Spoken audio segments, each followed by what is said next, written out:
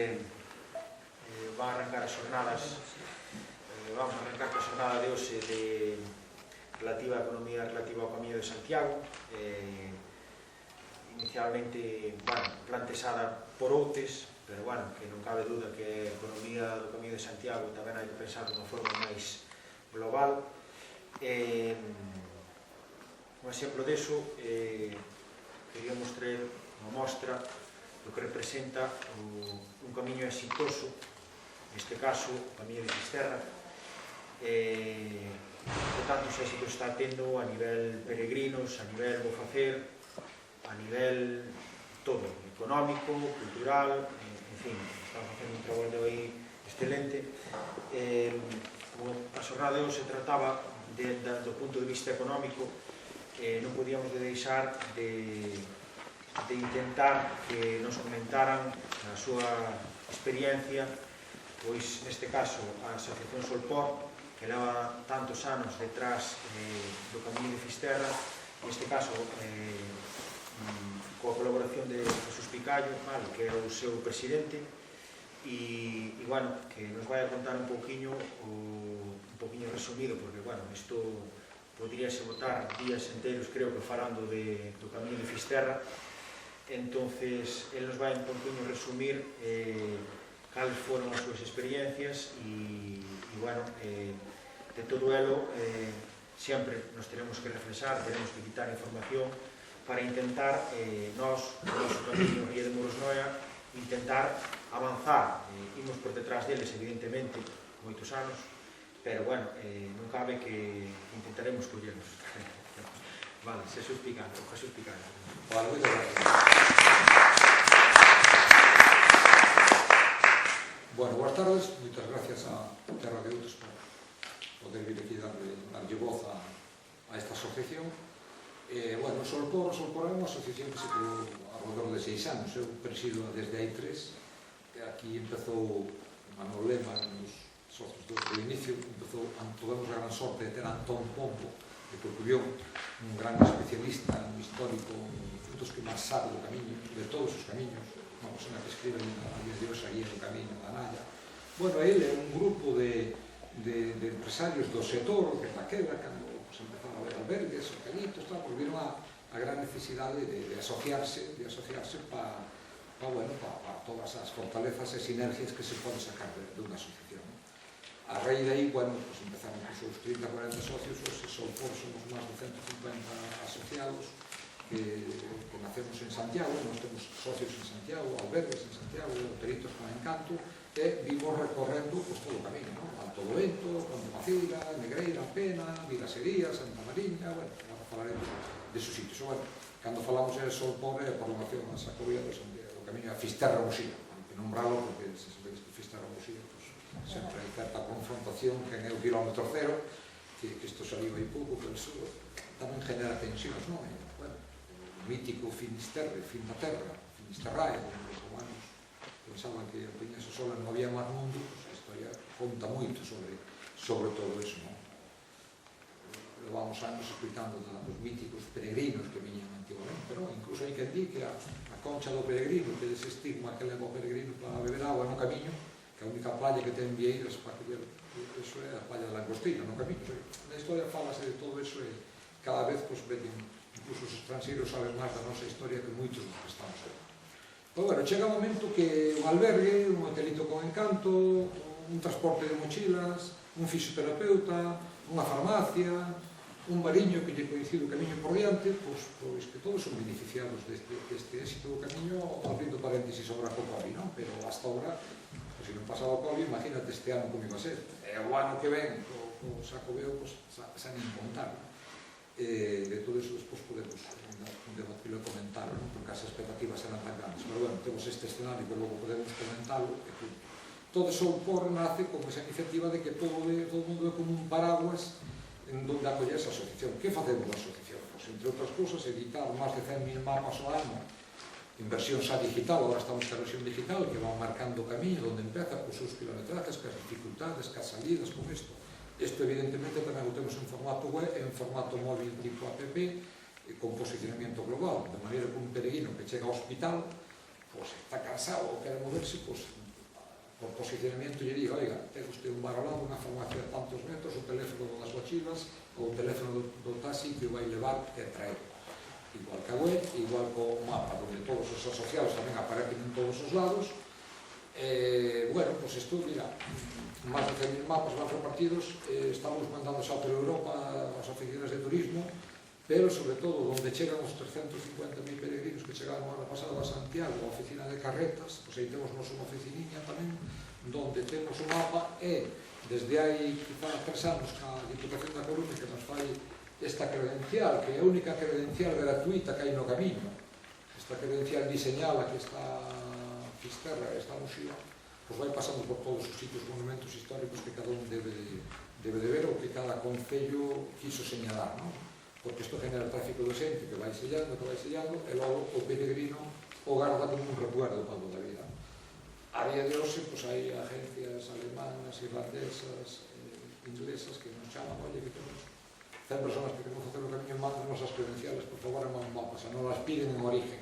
Entón, eles a van agendando e se van chamando aos distintos asociados, tanto para dormir, para comer, para transportar mochilas, para que un fisioterapeuta lle dé a mensajes, e que aquí colle todo o mundo. O sea, cando falamos da línea de negocio de todos os sectores, cada vez que se abre un negocio destos, o panadero está vendendo, o peixe tamén, o da carne tamén, despois o pintor aquí pinta as edificións que se deterioran, fanse reformas, como estamos vendo, o sea que a línea de negocio tan grande que move o turismo hoxe en día, amén da creación de postos de traballo, que hoxe en día, bueno, somos un dos sectores que máis movemos, non? 125.000 postos de traballo que se movemos en Galicia, un 12% do produto interior bruto, pois aí queda, non? Ao mesmo tempo, só o Porto, a súa dimensión que ten asociados, pois mantemos un puesto no Consello do Clúster de Turismo de Galicia. O Clúster de Turismo aí está evidentemente, hoteles e asociacións con máis de 100 socios, pero tamén está o turismo vitivinícola, está a Ruta do Viño, está o turismo de golf, está palacios de congresos que tamén generan congresos, como pode ser Santiago da Coruña, logo visitan o noso territorio, non? Entonces, os Carnoclaster, pues bueno, pues participamos moi activamente en todo tipo de eventos, feiras, todo o que sea promoción do destino, e tamén agora no COVID estuvimos participando moito con xente da universidade, aportando estes checklist de medidas que temos que implementar cada un no seu negocio, non? Porque unha vez máis no COVID, os responsables dos hoteles, dos restaurantes, dos bares, dos negocios, volvemos a ter unha responsabilidade moi importante que isto se faga ben ou mal, nas medidas que se aplican, nos protocolos de separación, pues aí son todas, por isto tuvemos bastante actividade, con cual nos aportou tamén moita formación que ya vamos implementando os socios, onde se llevía información semanal. Evidentemente, nos vimos das cuotas de cada socio. Un socio en Solpor estamos pagando 150 euros ao ano. Evidentemente, este ano non se genera, non se pasa en cuotas. Temos fondos porque somos aforradoriños e que quizá o ano pasado foi a primeira vez que fixemos un convenio ca Xunta de Galicia e fixemos un evento en Santiago, agora fai un ano, que se chamou Mar de Gracias. Pois toda a Costa da Morte que vive do camiño, fomos a Santiago a darle gracias á ciudad que nos mandou xente, que nos manda xente, que ao principio nos vían, quizá, como todos os camiños en Santiago, e a iglesia aí tamén parece ser que non nos vía moi ben. Agora non queda máis remedio porque as afluencias van a máis, non? De feito, da oficina do peregrino de Santiago están constantemente demandando credenciales e mapas, porque nos digo que isto está moi solicitado, non sei que valor ten, pero está moi solicitado, xente que nos visita. De feito, isto hai que evitar que non acabe unha papelera, isto costa dinheiro, evidentemente, ainda que non se financie un organismo público, pero o que si facemos é que teña retorno, non? Saber a cantidad de publicidade que se fai, que se imprime, que se gasta, e ver que teña retorno, que se lle dé a xente que realmente ven facer o camiño, non a xente que non a use antes. Entón, o corpo de ter unha asociación moi diversa, onde cabe todo o mundo. Vendo aquí o vosso mapa, pues que Viaxes Viloria está con nós, porque tamén genera os 50 autobuses diarios que solen vir ao Eixe, Muxía, Fisterra, Ézaro, e que me imagino que moitos deles cando venen de volta pasan por o mundo, que se solen para arriba, non? A xente que ven do autobús, que sempre pode haber aquí, eses non gastan, como se dicía, do camiño, que non se gastaba, mentira, non? Está claro que detrás dunha mochila ven de todo o mundo, evidentemente, ven para flautas, que os hai. Pois o can que deixan abandonado en Fisterra, logo o Concello que isas en Fisterra de Muxía, que eses cans costalle 20.000 euros o ano facer o seguimento que generan traballo. Pero tamén ven moito ingeniero de Microsoft, moito cirujano, moita xente que gasta premios Nobel, en Fisterra creo que levamos 7, que se servan, moita xente incluso non sabes nin que é hora que a mascarillo, non?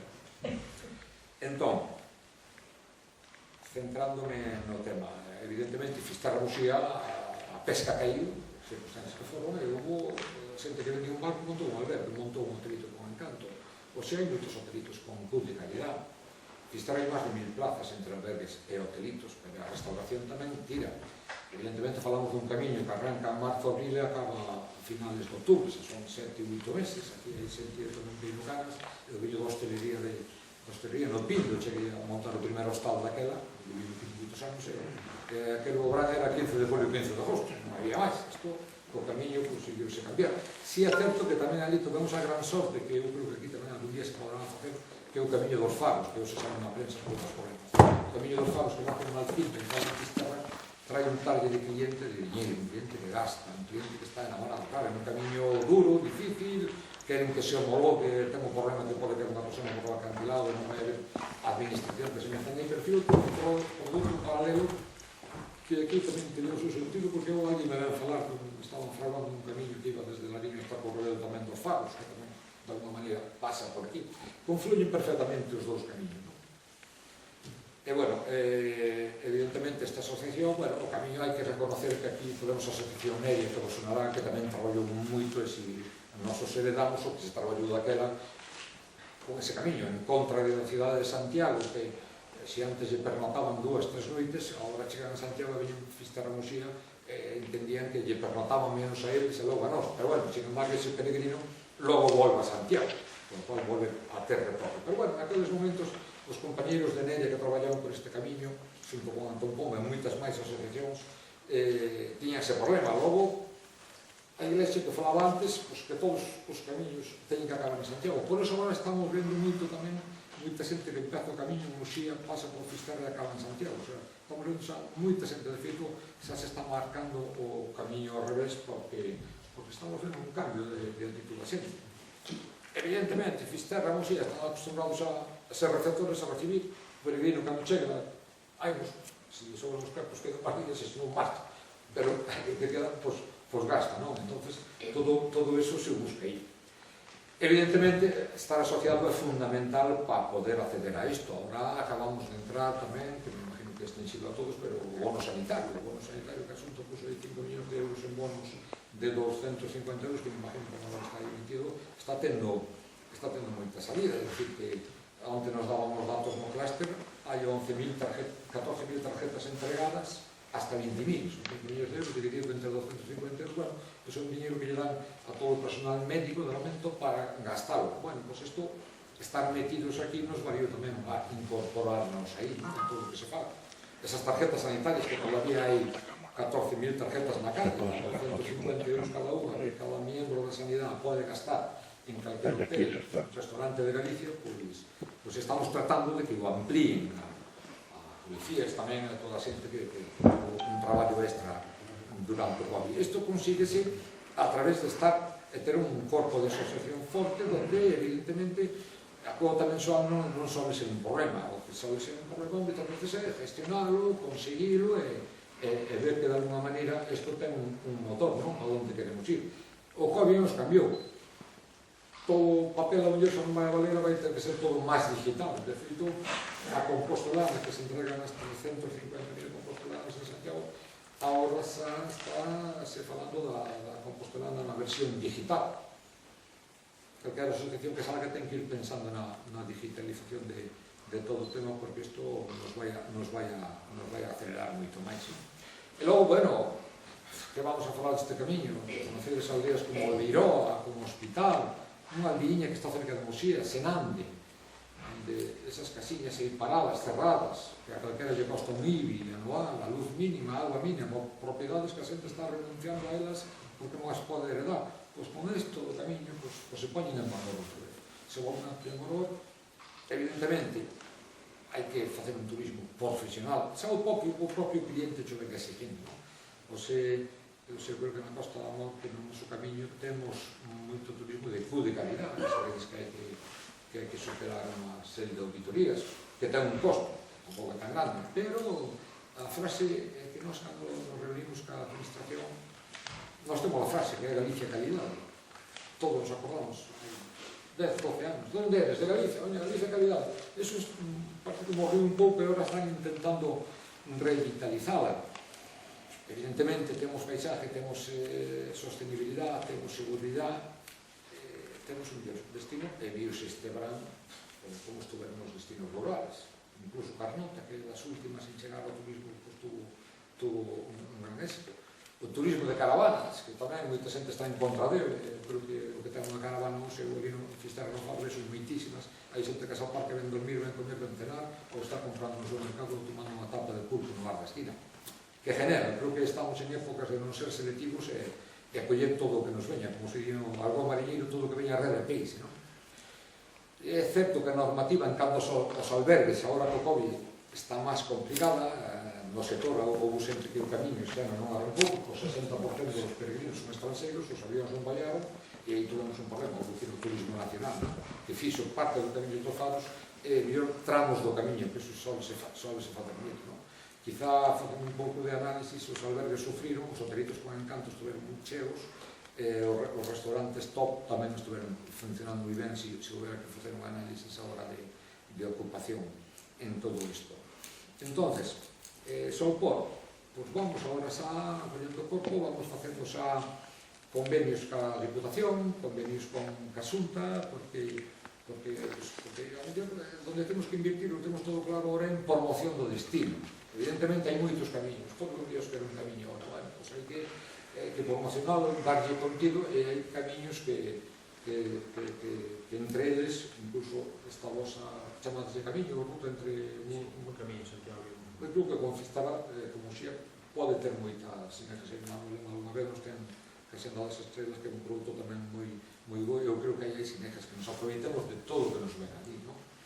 Que pasen en autobús por aquí e non paran, pero ven, xa volverán en coche privado, con bicicleta, con moto, ou a cabalo, como ven. É dicir que nós que en Fisterra, onde estou no Sumazo, no Brano, teño contado 50 autobuses, son 2.000 personas. Evidentemente non vendemos 2.500 cafés, pero recuerdo outro con outro e outro ve aquilo tan bonito e digo, vou a volver. Por iso é o éxito do noso camiño, nosa Costa da Morte, sempre fomos a gran olvidada, estuvemos aí abandonadillos ao mundo de Dios, e eu creo que se fixe un pouco de justicia con isto do camiño, e evidentemente algo estuvemos a facer ben, porque sigue medando, así que quere volver. Entonces, cometeremos errores, pero creo que tamén se están cometendo moitos acertos. Evidentemente, a hostelería que vai se nutrir do maior xente ten que ser evidentemente profesional. Xa non vale o hotel que hai 20 anos nin o bar de idear. A xente que ven sabe moito e para dar un bo servicio non cabe duda que hai que ver. Bueno, visitas a página web, cada vez van crecéndose os medios que os dan, e agora estamos traballando en crecer un pouco máis a asociación, ter unha oficina, un stand propio, era a idea que tiñamos, se non pasara isto en Oporto, o camiño portugués, que tamén vai moito por aquí, é un dos nosos camiños, evidentemente. Nós, cando salimos as misións comerciales a Feira de París, a Feira de Londres, estamos vendendo os tres aeroportos que temos en Galicia, máis o do Porto, só vendemos como nós. É o único que temos vuelos internacionales, por eso o camiño portugués medra tanto e nos trae tanta xente. Entón, eu creo que debemos este camiño noso, ou o mellor o día de mañan co vosso, todos xuntos, igual ter un stand no aeropuerto do Porto, non sería descabellado, financiado ao 80% pola Xunta, e o resto que puséramos nós de fondos propios. Ter un stand na estación de AVE de Madrid, porque que dentro dun ano temos un AVE, e vos tedes un AVE aquí a 20 minutos, que son un lujo. Eu creo que ter un AVE a 20 minutos non vai pegar un cambio a todos, e esta zona vai ser un motor cojonudo. Nós aquí estamos un poquinho máis longe, non? E logo hai certas carencias, hai moita demanda dun rentacar de coches, aquí non temos un SITS, un Avis, un GER, moito peregrino que ven camiñando desde o Porto e logo quere alquilar un coche de San Asturias, ou quere alquilar un coche en Fisterra, estar 3 días e quere vir ver Muros, ou quere vir a Freixo, ou quere vir a Noia. Son carencias que estamos mandando plazo, pero claro, que ten que ser un rentacar que permita que ti alquiles un coche aquí e o puides de examen ao Porto ou no aeroporto de Madrid. Vale. Por iso que logo cando empezas a crecer ves carencias que se intentas cubrir ou polo menos trasladas, non? Do que ten que ver. Sobre todo a base. Eu creo que a base está evidentemente, isto é de libro, non? A atención ao cliente ten que ser máis, evidentemente, idiomas. Pois eu creo que vas a calquer bar de Fisterra e calquer camarero che fala 3 idiomas. Italiano e inglés defendese de maravilla, e 8% pouco alemán. Isto forzou a situación. É certo que a xuventud tamén aprende máis rápido que nós. O personal que teño no semáforo é que son multilingües, claro. Pero depois tamén coincide que ten conta xente que ven facendo o camiño. Unha alemana, nós temos unha alemana, temos unha de Sudáfrica, que lle gustou tanto aquilo, e se quedou a vivir ali. E se quedou a vivir ali, e traballa con nós ali. Está encantada, claro. O tema do idioma é fundamental cando en condicións normales o camiño trae tanto peregrino. Si que se genera, o camiño noso genera máis de 6.000 postos de traballo, en facturación estamos por encima de moitos euros en todo o sector. Se sabedes que son datos que cada uno vos dá, pero bueno, por lo menos oficiales. Se pois é certo que o peregrino, o 90% a pago con tarjeta, como por aquí non se escapa ni que a economía submergida cada vez vai ter máis complicado, non? Eso creo que será bo para todos, porque se todos pagamos con tarjeta, todos vamos a pagar igual de impuestos, porque se non, uns que pagan máis, outros menos. Pero bueno, isto é salirse disto. Que máis vos podo contar? Eu creo que xa fui numerando todo. O tema, moitas veces, bueno, falaba antes do hospital, falaba Olveiroa, falaba estas saldiñas que se recuperaron todas, e non sei se algunhas conocedes, pero se non, en futuras reunións que teñamos, vos invito a facer un viaxe pola zona e que vedes interesadas como as liñas que se recuperaron non se son unha fuente de ingresos, xa non porque eu traballei para todo o mundo que falamos, a cadena de valor, non? De todos os sectores implicados en un restaurante, un hotel, unha frutería, a panadería, o peregrino cando vai ca mochila e que compra de todo, é dicir que bueno, que nos a situación do noso camiño é seguirlo cuidando, o camiño é cuidado, escaparse do asfalto, onde hai asfalto buscar rutas alternativas. Solpor fixamos en Solpor fixamos unha rutiña en Negreira viña moito pola carretera. Evidentemente nos albergues temos, nos hoteles sempre bozón de sucedencias cos peregrinos que nos conten que cousas ven, cousas ven mal. Deso hai unha comisión que tomamos nota cada 3 meses. Por exemplo, en Negreira, que o camiño viña polo asfalto, a parte de noite, con niebla, con coche peligroso, pois fixamos unha variante con fondos de Solpor a través dun río. E toda a variante a través dun río, nacho, con o seu sendero iluminado, todo o concello nos puso ali, e, bueno, a verdad que están encantados. Estamos tamén na entrada de Negreira, que ven pola carretera intentando facer senderos alternativos con zaobra e con tal. Entón, é importante o paisaxe, é importante escaparse deso para que o camiño teña éxito, a xente escapa do asfalto como de tal, non nos sitios que o permitan. Ter cuidado desas cousas. E logo, ao final ten que haber asociación, ten que haber sectores involucrados, ten que haber sectores metidos, pero hai que vender, hai que promocionar, non? Está ben ir unha fila como están, pero creo que se hai que desarrollar ideas para ir a máis sitios. A digitalización, que sabemos que é fundamental, ten que estar aí nas redes, estamos todos, creo que a inversión económica hai que facer aí. Máis sectores máis sectores afectados, non? Moitas veces cando falamos que, bueno, nesta zona o asunto das graves, siga vendo, agora creo que está un pouco parado, só de patrimonio, non? O problema é que sobran fondos en pesca, pero faltan iniciativas, o sea, sobran fondos en pesca, pero hai moitas iniciativas privadas deste tipo. Claro, isto depende da Consellería de Pesca, bueno, isto se meter no outro fango, pero só un análisis. Pero bueno, o señor que abre un restaurante, abre un hotelillo, vende peixe, con o cual está axudando a que o que pesca o venda. Si ese negocio non hai, entón generamos en todos eses tipos. E tamén é moi importante hoxe o tema de consultoras expertas en hotelitos comunicados. Vou abrir o meu localito, abro eu, e non sabes nin a que público vas, a quen queres ir, non conoces as ferramentas de turismo, nos apostamos por, incluso temos un par delas que colaboran con nós para asesorar a posibles inversionistas dentro da asociación donde se queren meter. Claro, antes entonces abrías un negocio, persiana, bueno, a ver como vai, a ver que ven. O sea, non se fai así, hai que analizar ben o público que tes, que tipo de decoración, que tipo de menú, que tipo de cousas. Entonces asesoramos bastante a todas as iniciativas que non abran por abrir. Isto evidentemente en Fisterra non había un barco que salía da Costa do Sol con xente, ou se hai 3, incluso hai taxis náuticos, que te alquilas unha lanchiña e che leva ali ao Posto do Sol ou che leva a Isla de Beiras, generouse unha actividade náutica aí, amén de bicicletas eléctricas, amén de patinetes. Musía arranca xa o primer barco agora, si é certo que a apertura do parador pois tamén vai axudar, o sea, ainda que ao principio as casiñas de turismo rural o bien como enemigo, de repente 60 habitacións, 62 no mercado, suites, unha inversión de 20 millones de euros que se decidiu hai 15 ou 20 anos, cando manter moitos paradores facendo un efecto chamado ao territorio. Oxe, o turismo rural pues, vive casi, vai a vivir casi do parador, hai o UF, que este ano non o podes vivir, non? Además a apertura do parador foi na época do COVID, pero estou seguro que a Muros chegou xente e a Freixo chegou xente a comer que dormía no parador. Entón fai o efecto chamada e agora está aí, hai que convivir con el e intentar, este é un gran portaaviones e todos os que estamos debaixo son pequeninos, ¿no? para aproveitarnos. Últimamente tamén nos axudou moito no territorio o auge que colleu o Écer, ¿no? A cascada do Écer o segundo sitio visitado. Fisterra, hai 4 anos, unha reunión con Nava Castro non nos reconocía como segundo pasto que nos visitado. Fisterra reconocía que era a playa das Catedrales. Como ahora teñen que registrar 4.500 personas ao día, pois xa nós estamos moitos máis. Xa, hoxe a Xunta de Galicia, despois da Catedral de Santiago, reconoce que Fisterra é o segundo punto máis visitado. Si é certo que a xente que ven en coche, que ven en bicicleta, que ven en moto, os vemos, pasan por aquí.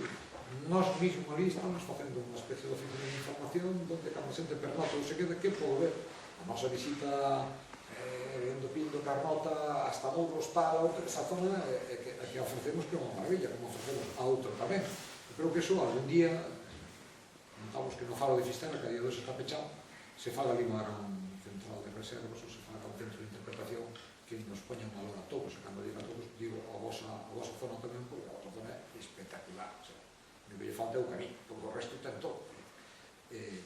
Eso costa conseguirlo porque a mí me gustaría ver aquí historiadores que contaran o camiño de Santiago de Fisterra, a Muxía, canto se tardou. Era Santiago de Fisterra, a Muxía foi unha prolongación que se fixo despois e está funcionando moi ben, porque además entre Fisterra e Muxía o peregrino sabe facer moito Lires, que foi unha das aldeas rurales pioneiras en Galicia, e hoxe Lires vas por ali, e todos son hotelitos, restaurantiños, albergues. Lires además está tamén no camiño dos faros, é un dos exemplos de aldea rural a imitar e que vos recomendo que algún día pasedes por Lires, que pasedes por Olbeirón, que tamén non pasaba ni gesto por isto, e hoxe por Senande, que está a ti sonarache menos, pero eu pasei outro día que é alucinada a cantidad de xente, o sea, xente, falo outro día cando o camiño estaba funcionando, non? Contamos que isto vai volver a arrancar, non sabemos cando, pero que para nós é fundamental, nós traballamos moito con agencias de todo o mundo, e me imagino o que estamos percibindo que hai ganas de vir, que hai ganas de estar, non? Entonces, eu creo que xa cerramos, se me debes facer alguna pregunta, non se me ocorre, se me ocorre algo máis, detallarvos. Asociados, sí, fortes, con ideas. Que temos que vender? A promoción do destino. Unha asociación non se vai para vender lotería na Navidad, ni para vender carteles, ni paradas. Vaise para promover o destino. E a vostedes unha fortaleza grandísima. E moitas veces hai que ver se hai que ir conjunto. Non creo que houbera problema en que a asociación vosa Malanosa un día nos sentáramos e ver como podemos tirar todos juntos e facer que veñan máis, non? Hubo o clúster de turismo, ali teño os compañeros de San Senso. Porque era ideal, porque aí pensen que tamén a xente ven para aquí e escapase da vida, sobre todo nesto do COVID, xente ven buscando a paz, a tranquilidade. Nunca recibimos emails de agencias e nunca preguntaban, ¿tienen algún hospital cerca? Para nós ter un hospital en C é unha fortaleza tan grande que a xente incluso te preguntan cantos centros de saúde hai. Creo que neste novo escenario que estamos sanitario vamos a recibir preguntas e hai que estar preparados de todo tipo. Nós mesmo en Fisterra vamos demandando, creo que están agora, un desfibrilador, porque a xente que ven ali para que un infarto, un atasco de coche, se morre ali como cá. No Ézaro, igual, no Muxía, outro igual. O sea, son cousas que as asociacións podemos mellorar a vida da xente que nos visita, non? Tuvemos unha gran suerte este ano, que a cantidad de xente que tuvemos, e que non salíamos na prensa con contagio. Eu miraba aquilo todos os días, sí, todo o mundo mascarilla, todo o mundo brotes, distanciamiento, a xente tamén aprendido. Nós temos que axudarle, enseñarle, pero tamén temos que contarlo. Eu creo que tuve moita suerte non salir na prensa por nada, saliu Arteixo con 4 contagios, ou Santa Copa, Fisterra, San Senso, todo. Non sei, un Gales, un Mercadona, que a cantidad de xente entra como non sale. O mellor é que hai certas marcas que non poden salir. Nós tivemos moita suerte. No mes de agosto estábamos todos preocupados porque víamos que salían casos en outros sitios e non salir recibindo xente, todo cheo. Pois espero que isto siga sendo, porque as noticias que estamos tendo de última hora, ayer tuvemos un consello do clúster, xa se aventuran a dicir moitas agencias que traballan por todo o mundo que isto en 2 anos non vai ser o mismo, pero bueno, poñendo fecha de caducidade, creo que vai ser difícil. Pero bueno, eu viño aquí a contarvos que é Solpor, como empezamos, onde estamos e onde queremos chegar. Isto non é fácil, evidentemente, isto significa dedicarlle horas do teu tempo non remunerado, pero faz porque che gusta, faz porque tamén é moi bonito ver aquí metidos a diferentes negocios, na maioría dos pobliños, que vos sodes do povo, como eu, joder, o xía fiesta era mellor un bar non se falaba con outro. E aquí falas en todo o mundo, conseguimos que se ven os taxistas, macho, que sempre son eses que fan negocio co camiño, que fan negocio todo, pero son complicados de traer ao reto. Carajo, como están, cando lle están chamando, e oye, mira, que vamos en bicicletas e eu quero que me leves de volta a Ponferrada, ou quero que me leves de volta ao Porto, ou ao Lloreón. Están generando unha vía de negocio para todo o mundo, desde o frutero, bueno, xa non quero pensar a factura do panadero, a da carne, do peixe, nada. Hai moitos máis sectores que se me olvidan, que se van a beneficiados e que será bo que vos os liedes para que estén nestos, porque non estea dentro desto, por fora vai haber moito frío. Estou vendo aquí un podólogo en Negreira, está asociado con nós. Claro, a xente chega para os cansados e ten que arreglalos. Ves unha tienda de zapatillas, que ellas vendo, peregrino, porque además pásenlle pola porta.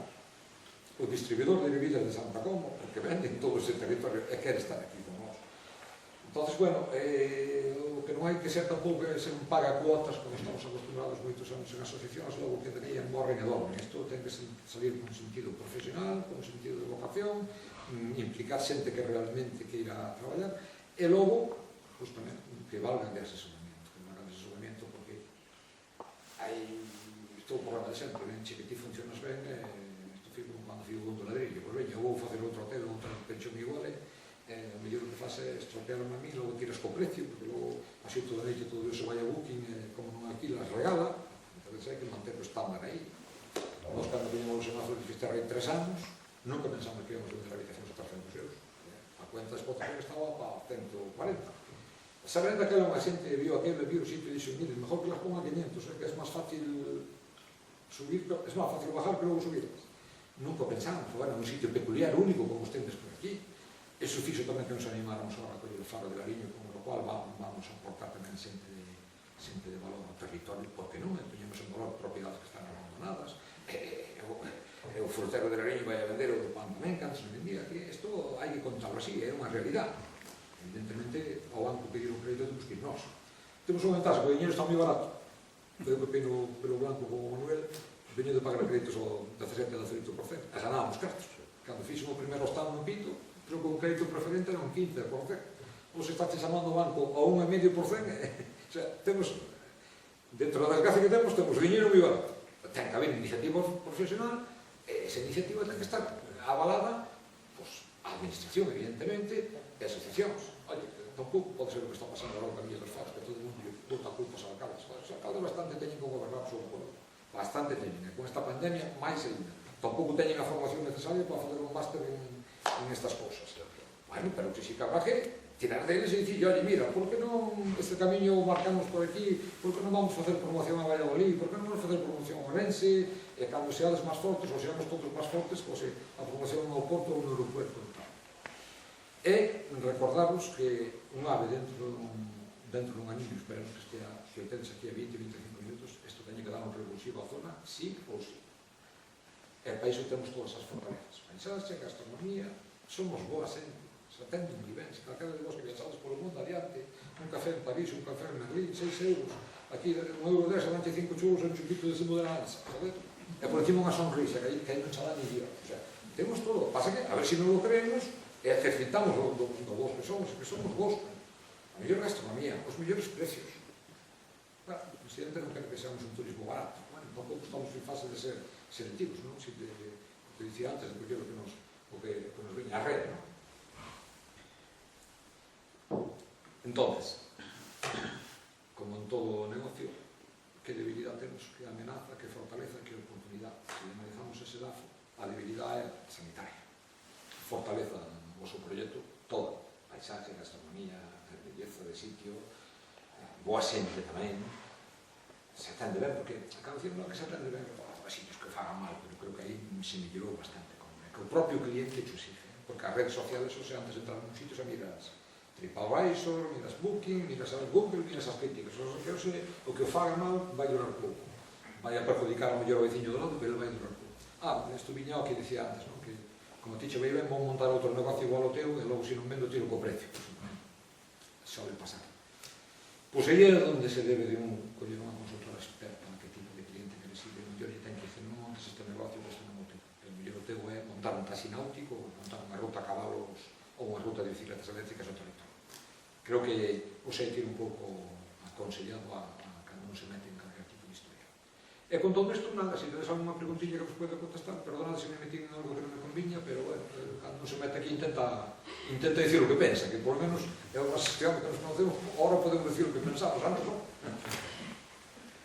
Teño unha pregunta, me encantou unha exposición, e creo que nos vai valer de moito, por lo menos que a xente escoite isto, porque ao final parece que só somos os empresarios turísticos son os que nos interesa a promoción do camiño e temos que facer entender a población que isto é ganancia para todo, que é un revulsivo. Ganancia para todo, e sobre todo unha propiedade que heredaches, que dixe ahora que fago con ela, que dixe, non, teño que pagar o IBI, teño que pagar o que fago con ela, e o mellor estou dando solución para que ti non montes aí negocio. Un taller de reparación de bicicletas, por exemplo. Antes tivemos unha reunión de empresarios turísticos falando do camiño por este tema, e unha das dúdas que nos surgía era que nós, como estamos empezando agora, podemos aprender de vos, das cousas que os estades facendo ben, e tamén queríamos saber cal é a problemática da masificación, porque é algo que se está falando xa en Fisterra, como se pode evitar, xa que empezamos, pois empecemos ben para non caer nos mesmos errores deste tipo, non? Cal é a problemática que a masificación en Fisterra, que además eu estou no punto onde a beso, son 20 días o ano que non falo.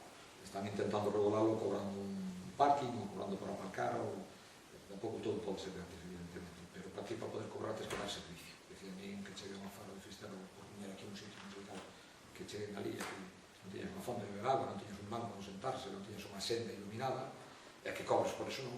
Dá servicio e despois cobra, o sea, prepara as cousas ben. Evidentemente, sí que se fala, pero bueno, a masificación, se falamos a nivel camiño, aquí o problema que temos é que o 15 de julio, 20 de agosto, pues, se xunta o camiño só le baixa, porque máis hai máis calor, se xunta o turismo nacional, sumado con bastante estranxeiro cando se vota. Eu, falar de masificación todavía me parece moito. Unha pelea que teño ali que as autoridades é de canta xente realmente nos visita en Fisterra. Nadie é capaz de dar nada. Sí, polas credenciales, 90.000 peregrinos, pero hai moita xente que non venga a credencial, ven ali, pernota ali, e dorma ali. Eu creo que para poder ir á administración con datos hai que ir con, hoxe en día é moi fácil, os 50 personas, ali na porta do Faro metes un 50 personas, en Muxía na Barca metes outra, en Nueza o outro, que é o que estamos nos insistindo de que aquí ven, según estudios que hai feitos, a Costa da Morte están en torno a 800.000 personas lá, de visitas, según estudios avalados por auditorías que se fixeron. Pero eu vou ter o dato, porque aquí con datos pode ser calquer cosa, que de Muros a Santiago, pues pasa tanta xente. Ahora, sitios estratégicos onde son contador que os pode ir contando, e se pasas 3 veces descontan. Hai sistemas. Nos dedicamos a outro sector en tiendas e tiñamos un contador de xente medir. Eu sei que non, isto existe en C, no Carrefour de entra unha media de 6.000 personas no mes, me parece. Sí, o mes. Vamos, estou confundindo, non sei se é o mes. Entón, que hai datos para avalar. En resumen, ter datos. Conseguir ter datos para que ti poidas exigir a administración que faga inversión. A administración da inversión por datos, evidentemente. Agora, sabemos que Fisterra é o segundo sitio máis visitado despois da Catedral de Santiago, vale? Claro, cando falo co alcalde, un concello de que non chega a 5.000 habitantes, non pasa nada, 1.000, 10.000. A limpieza, a policía local, os cans, que é un problema, porque rir ben un can camiño de domingo vai tras dentro, pero chega a Fisterra a Muxía, quedan 40 ou 50 cans. Bueno, eu quedei sorprendido que tens que pagar, que non podes ir, can, tens que levar unha caña a pagar, ti por ele, quedei sorprendido. Non, si, son 3-4 mil euros mes que lle costo o erario público do Concello. Son cousas que che conten bueno, non sei se era iso, non? Como podemos evitar? Que crees que hai alguna maneira de evitar a masificación? Home, regulala? Primeiro que lle tela, e despois arreglamos. Bueno, sempre decimos eso, pero despois arreglar é máis complicado. É máis complicado arreglarlo desde que está o dano feito que prevelo antes de que te metas na pacificación. Todo o mundo dixemos eso, que problema vai ter a pacificación? Que veña xente, que veña. Non, hai que ter unha zona de control xales, porque os propios concellos, ao lado dos seus equipos de goberno, teñen que regularlo. Se había limpieza, se había seguridade, que a policía local, o sea, é unha pregunta boa, pero que creo que vai máis quizá a que o Concello desarrolle energías e a administración terá de onde sacalo, que ti como asociación pouco máis podes decir, que ti ao final os teus asociados aquí vas a querer que veña xente, home, non queres animaladas de xente. Eu no mes de agosto estaba preocupado que a xente que viene na manifestación. Era muitísimo. Eso preocupabache polo estado en que estamos, non? Sempre prefieres que veña máis escalonado, pero as fechas son as fechas. Eu quería que nos expuseras brevemente, Clauster, que cota paga a asociación, que compromiso teñen os socios diante de que a asociación pase a formar parte, sencillamente que nos clarifiques aí cal é o interés asociativo de pertenecer, de estar, cal é económicamente que repercute. Nós unha das cousas que a cuota son 150 euros ano que pagamos cada socio e os patrocinadores 100, que non son xente que non ten negocio, pero ten unha empresa que quere estar. Eu digo o pertenecer ao Clauster. O clúster. O Clauster. O clúster de turismo, o clúster é un consello galego, non? Donde están metidos. Camiño de Santiago. Sí.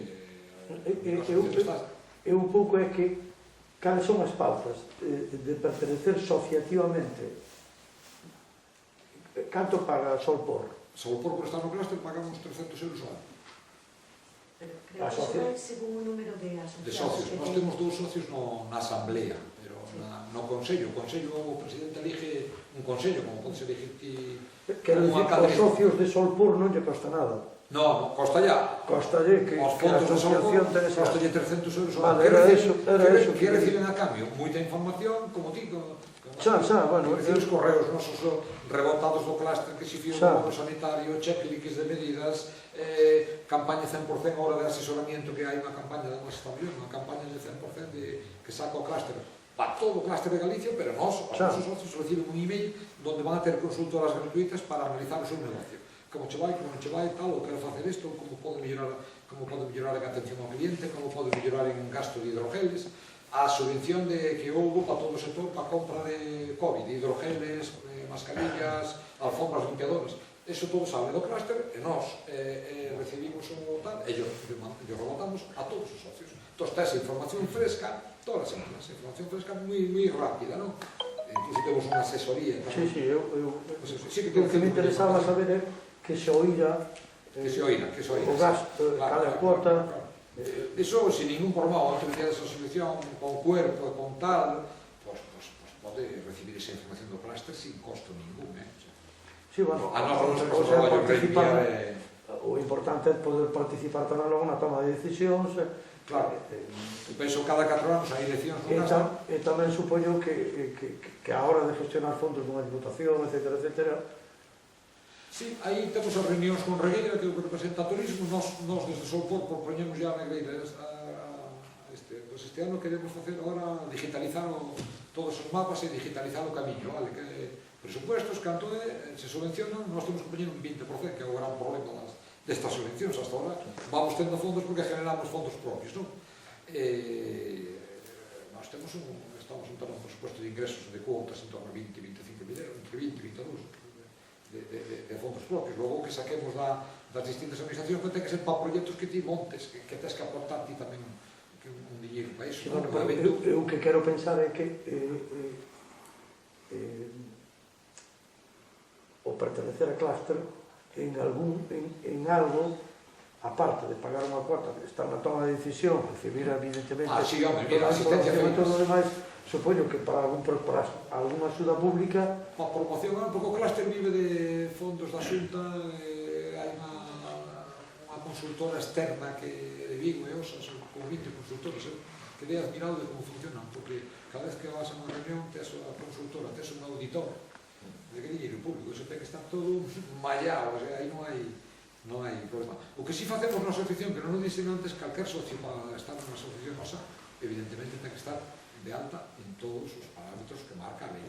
Sabes que hai moito albergue pirata, moito hotelito que non está de alta, moito tal, ten que ter toda a súa documentación de que está ao día e o metemos na asociación, senón non se trata que genere competencia desleal, porque sobre todo os taxistas, no Gran sabes que hai moito pirata que colle un coche anda por aí buscando berridos, evidentemente quería estar con nós, non, se non tens licencia non podes estar. Pero bueno, resumindo, estar no cluster significa participar nos workshops, participar nos fan trips, estos que se chaman, que son os que se citan a 40 tour operadores aquí, noutes, e ti ves presentando o teu negocio. Eu asistí a Tosa con encontros de tour operadores, eso está no O que cluster. debería referir é estar en Berlín, Estar en Berlín, estar en Londres, e vas a precio especial. Claro. Nos creo que asistir, imagínate que vos tendes a asociación e tendes a nova directiva, asistir a feira de Berlín, asistir a feira de Londres, asistir a feira de... con todas as agendas feitas, que se organizan todas. Asistir a... Si eso vale 1.000 euros, nos creo que vamos por 200 e pico. Se subvención no seu cluster unha parte. O sea, a ventaxa de estar dentro da asociación, de estar dentro do cluster, significa que podes asistías a ese portfolio de eventos. Os fan trips son interesantes, os workshops tamén.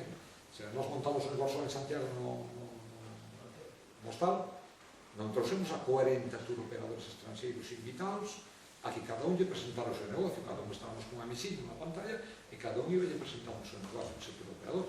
Pois tuvo un retorno moi interesante.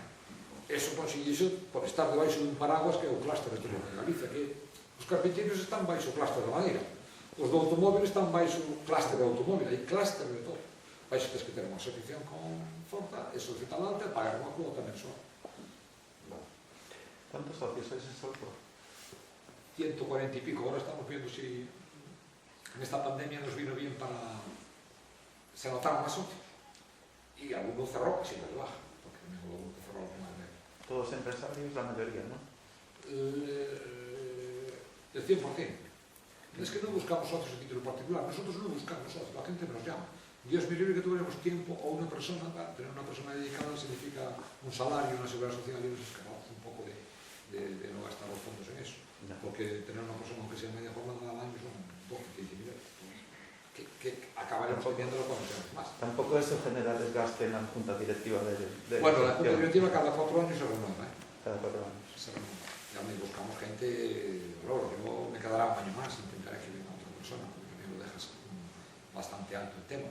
Pero tiene que venir una directiva que sepa lo que es esto, que es asistir a reuniones, estar pendiente, motivar, pero no hemos salido a buscar socios. Yo creo que si salimos a catar socios tenemos 300, pero no hemos salido porque eso debe generar algo. O sea, las asociaciones muy pequeñas no tienen mucho futuro, pero muy grandes también son muchos problemas, todos cuidado. Y lo que buscamos es representatividad. En nuestros mapas ves que tenemos socios en Santiago, 4 o 5 albergues ahí. Alto Vento ya arranca uno, Pontemaciana, Negreira, Pena, Vilaseríos, está muy vertebrada, como aquí arrancas Muros, Esteiro, Outes, todo lo que hay por ahí por arriba, tampoco que estén de todos los lados, ¿sabes? Que ten socios en Outes, que os digo. ¿Sí? Que ten socios en Outes. Sí, coño, claro, además te fuiste los primeros, Los primeros, sí señor, que sabes que había un problema nos estatutos, que non podían estar a tantos kilómetros, nada. Abrímonos un pouco porque non pinto que non está no camiño, pero hai 2 ou 3 socios, e agora vai entrar máis. Queren entrar de carnota algún, sí. La unión hace la fuerza. Bueno, damos paso al siguiente. Perfecto. Millón.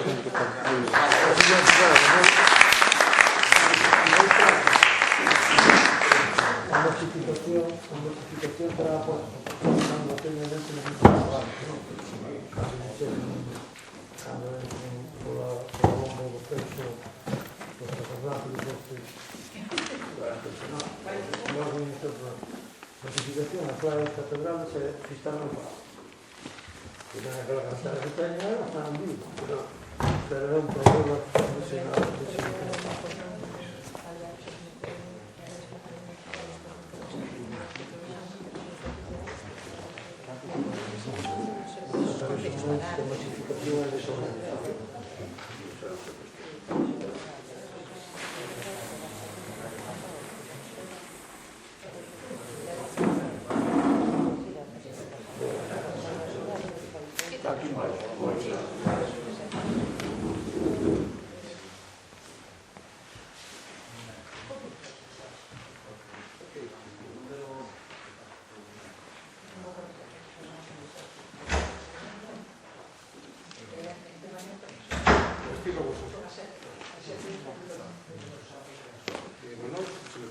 Foi ao baño.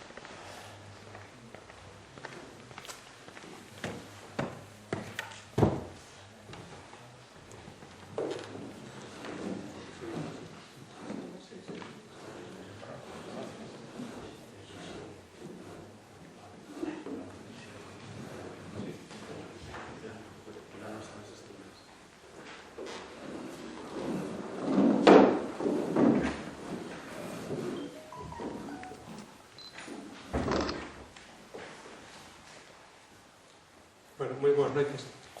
Antes de ninguna outra cousa, teño que pedir disculpas. Un serio error de programación fixo que no programa repartido onte e que incluso distribuín por email foi un error imperdonable. Cambiei solo o primeiro día do ventres, que tamén iba a ser de 8 primeira intervención, 9 a segunda, e adiantámoslo unha hora. E iba a ser adiantado todo o programa, pero desafortunadamente só que se me quedoume como estaba. Por eso chamei a xente equívoco. Moita xente veu tarde porque é por culpa miña. Por eso quero pedir, antes de ninguna outra cousa, disculpas. Sinceras disculpas. Bueno, vamos a segunda intervención desta noite, desta segunda xornada da nosa muiñada.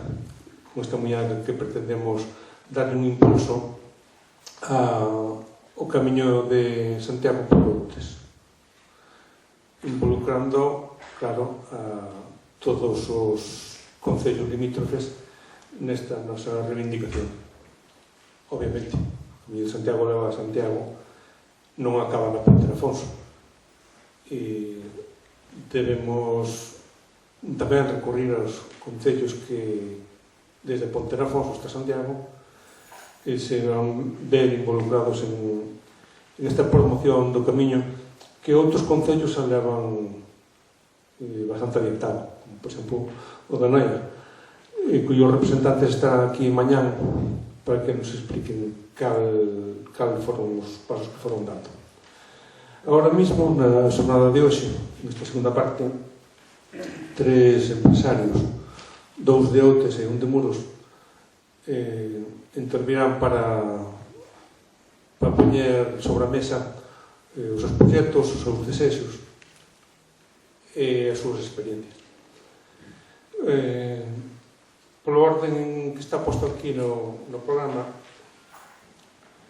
figuran en primeiro lugar Manuel Lema, que tamén é o máis activo deles, un hosteleiro con unha longa experiencia, primeiro en un mítico pub que se chamaba Tabasco, e agora máis recentemente unha casa rural primeiro, esta experiencia inédita, penso que en Galicia, que é o das cabanas do bosque, que está tendo moito éxito. El foi impulsor da Senda das Estrelas e o primeiro pioneiro, diría, en promover o Camiño de Santiago, a señalización, ou procurar unha señalización, unha demarcación por onde podía discurrir entre os seus usuarios, os seus clientes, impulsar este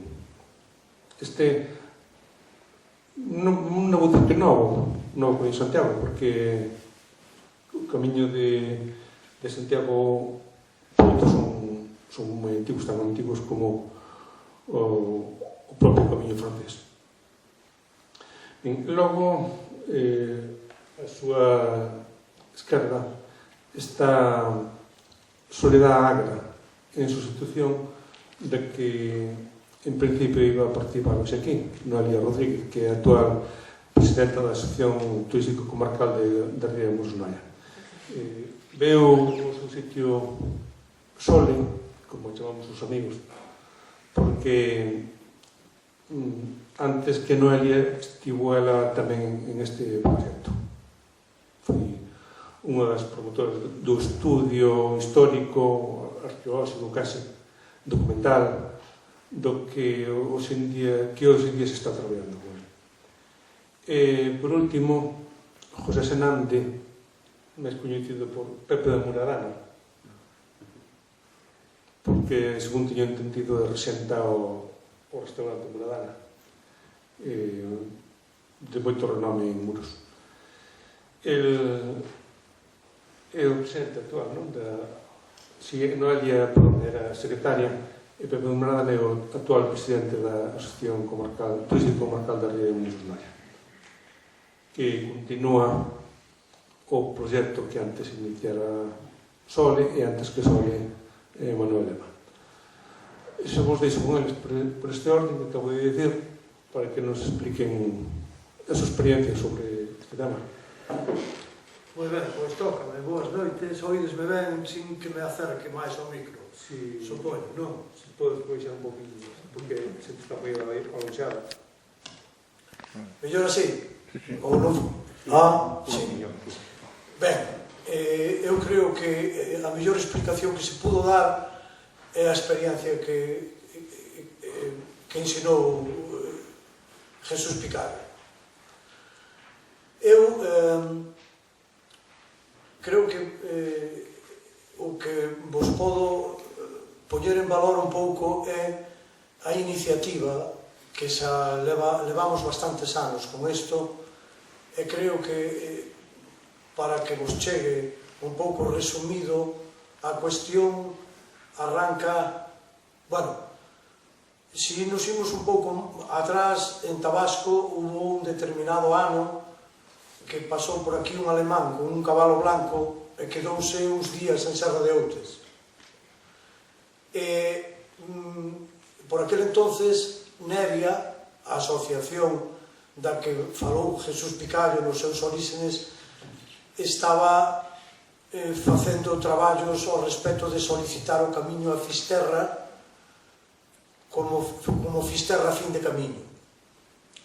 Foi coincidente porque Fraga, cando iniciou a súa presidencia aquí, veu un dos cometidos que tiña era poñer en valor o camiño, revalorizar algo que estaba, pois aí moi mansiño, vivía moito no campo espiritual da peregrinación, pero non tiña unha dimensión comercial, e ele veu con ese pretexto de coller o camiño e poñelo en valor. Hubo un conselleiro que se chamou Vázquez Portomeñe, aí hubo unha dotación de presupostos e unha nova posta en valor do camiño. Esa nova posta en valor botou uns anos macerando, participaron empresas na elaboración de proxectos e no reconocimiento dos estadios dos camiños e creouse simultaneamente a Dirección Xeral de Patrimonio e un poquinho máis tarde o Xacobeo, non? O Xacobeo.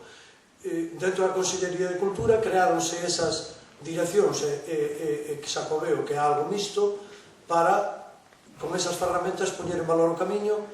A primeira gran empresa de Galicia que participou foi a Voz de Galicia, que fixo como uns resúmenes de os itinerarios dos distintos camiños que andaban por Galicia, a parte do camiño francés, a Ruta da Plata e todo eso, pero a Voz de Galicia fixo aquí como un levantamento non topográfico, sino informativo de por onde iban os camiños. A Voz de Galicia eso publicou en fascículos antes de que os camiños existiran. Foi unha forma tamén de, a través do periódico e da publicación dos fascículos, poñer en valor en Galicia de cara ao público en general o Camiño de Santiago. E por vir outra vez agora aquí ao noso territorio, en eses fascículos que publica a Voz de Galicia, o Camiño a Fisterra dibúxase a ida por aquí pola costa e a volta a Santiago de Fisterra, por donde, pero ao mesmo tempo que se estaban facendo esa posta en valor, esas publicacións de esa ruta do camiño que ven de Santiago, Brión, Rois, Noia, Outes, Muros e tal, ao mesmo tempo había unha asociación creada en C, que os fins non eran o camiño, eran outros, pero estaba aí, estaba creada, corrían os mediados da década dos 80 e esa asociación empezou a reivindicar o camiño. Pasaron moitos anos, as cousas costoulle tempo, pero conseguiron o que non estaba previsto, que é poñer a Fisterra como fin do camiño. O sea, conseguiron o que, por outro lado, a historia contaba tamén, que no seu orixe os peregrinos, unha vez chegado a Compostela, pois iban en busca do mar e do sol pôr. Eles, despois de pasada unha década, conseguiron que a xente fora a Fisterra e despois de pasada outra década conseguiron que o camiño se oficializara, se recoñecera e todo eso.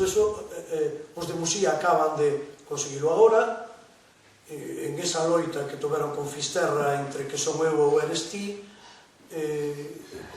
O tempo fixo que foran pesados diante das administracións e das súas reivindicacións teñan camiño.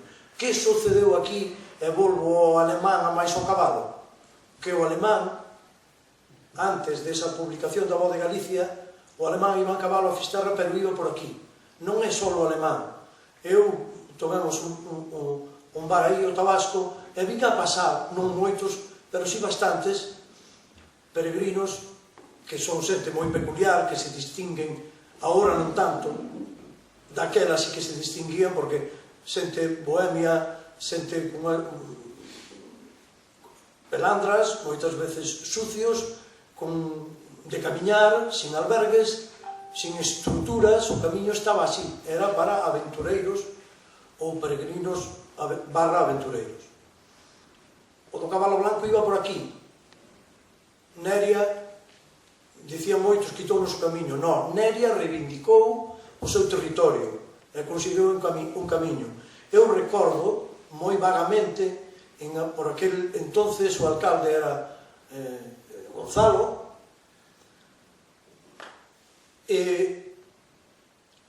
recordo ter algunha pequena charla ao respecto dentro do ámbito político, pero nin Noia, solamente o Concello de Brión leva desde o orixen tamén reivindicando a historicidade do seu camiño, pero só eles. Noia pasou de todo, porque teóricamente eso era algo para pobres que iba pola montaña, non se consideraba que tovera ninguna repercusión económica, non hubo ningún interés de ningún tipo, nin cultural, nin económico, ninguén fixo nada. E esas publicacións da Voz de Galicia, que os están aí para ver, coleccionounas moitísima xente, marcaba os camiños, e de feito é que o trozo Santiago Fisterra é o trozo que marcou a Voz de Galicia. Pero isto, o que iba por aquí pola costa, nin Muros, nin Noia, que serían por aquel entonces concellos que podían tirar e coller interés, pois non hubo. E estamos sin camiño, pois porque eles tiveron interés e nós non. Volvo ao presente. Creo que estamos falando do ano posiblemente 2012, non? Bueno, non, bueno, pois conto a ti. Despois, estamos en camiño porque non hubo nin interés, nin público, nin privado, nin evidentemente asociativo que chegara a ningún sitio reivindicado. Pasar as setas estrelas é un salto que non ten nada que ver con isto. É que se a charla se trata de que a economía do camiño ou que economía que pode aportar o camiño ao tecido económico do territorio, creo que o describeu Jesús mellor que ninguén. Hai unha morea de non só o sector hosteleiro que se ve beneficiado. Se a xente pasa por un territorio, podese asignar unha cuota de gasto. Esa cuota de gasto pois estaría aí, estaría diversificada, como ele dicía, non? Fisios, farmacias, bares, os bares compran bebidas, os restaurantes compran peixe e carne, etc. Generar movimento económico, todos sabemos que é. Dínolo ben a pandemia. Se redúcese para todos. E se se dinamiza, dinamízase para todos. Eu creo que no aporte do camiño á economía local ou interlocal non hai moito máis que dicir, porque o exemplo de Jesús é moi práctico, o exemplo de Sorpor. Como aquí estamos diversificados, non está a hostelería, a que máis é evidente, pero non só así. Por si ti non o dis despois,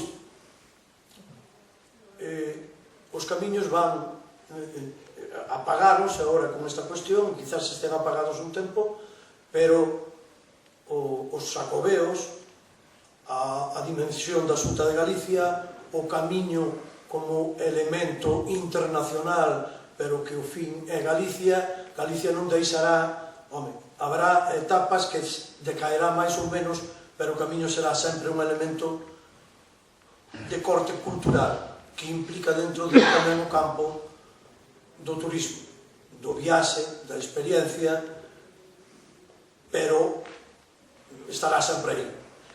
Que un territorio determinado que no seu día, fai 35 anos, ou quizás por aí, tería que estar en pé de guerra para reivindicar a súa ruta como camiño que é, que foi, estamos facendo con moitísimo retraso.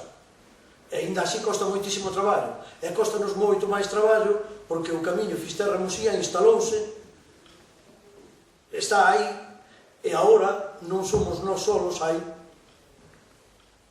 tramos de Pontevedra que piden camiño, hai tramos de Padrón e todo eso que teñen a súa historicidade e a súa cuestión que solicitan camiño, e hai unha lei que regula o camiño de Santiago, 2 decretos que non permiten que un camiño poda ser porque a xente se pon de pé, yo lo quiero e todo.